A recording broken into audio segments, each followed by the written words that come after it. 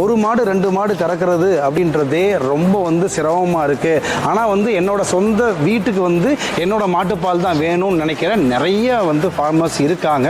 அவங்களுக்கு என்ன கஷ்டம் அப்படின்னா, அந்த 1 மாடு 2 மாட்டுக்கு அவங்க வெளியிலேருந்து ஆள் கூப்பிட்டாலும் அந்த பால் காசை விட அவங்க ஆள் கொடுக்குற காசு வந்து ஜாஸ்தி ஆகிடும். அப்போ என்னாலையும் கறக்க முடியல அப்படின்றது மாட்டியை விற்க வேண்டிய ஒரு கட்டாயத்துக்கு தான் அவங்க போகிறாங்க. ஸோ அவங்களுக்கான ஒரு உண்மையான ஒரு தீர்வு தான் நம்மளோட